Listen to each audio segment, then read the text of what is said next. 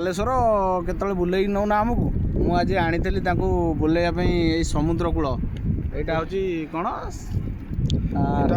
ତାକୁ ପଚାରିଲେ ଜଣା ପଡ଼ିବ। ହଁ ଦେଖ ବାଲେଶ୍ୱର ଆସିଥିଲୁ, କଙ୍କଡ଼ା କେମିତି ଧରୁଛୁ କଙ୍କଡ଼ା ଟିକେ ଦେଖେଇଲ। କ୍ୟାମେରାରେ ଦେଖିପାରୁଥିବେ କଙ୍କଡ଼ା କେମିତି ଚାଲୁଛନ୍ତି ଏଠି। ଆଗରେ ବି ବହୁତ କଙ୍କଡ଼ା ଅଛନ୍ତି। ହଁ ହଁ ଏଇଠି ଦେଖ ଆଗରେ କଙ୍କଡ଼ା ଚାଲୁଛନ୍ତି। ଆମେ ଆଇଥିଲୁ ଏଠିକି ସମୁଦ୍ର କୂଳ। ଦେଖ ସମୁଦ୍ର ପାଣି ପୁରା ଭିତରକୁ ଯାଉଛି। ଲାଗୁଛି କିଛି ସୁନାମି ଫୁନାମି ଆସିବାର ସଂକେତ। ପାଣିଟା ଏତେ ଭିତରକୁ ଯାଉଛି ଅଟୋମେଟିକ୍। ଏ ଜାଗା ଚଢ଼ିଥିଲା ପାଣି। ହଁ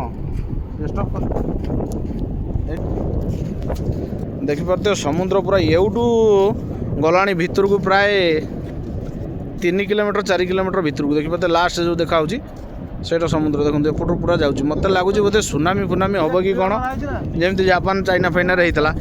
ମୋତେ ଲାଗୁଛି ସେମିତି କିଛି ହେବ ବୋଧେ। ଆକାଶଟା ବି ସେମିତି ନାଲି ରହୁଛି। ଆଉ ସମୁଦ୍ରଟା ଦେଖନ୍ତୁ ପୁରା ଭିତରକୁ କେତେ ଭିତରକୁ ଗଲାଣି। ଆମେ ବି ଆସି ଦେଖନ୍ତୁ କେଉଁଠି ପହଞ୍ଚିଲୁଣୁ ଦେଖିପାରୁଥିବେ।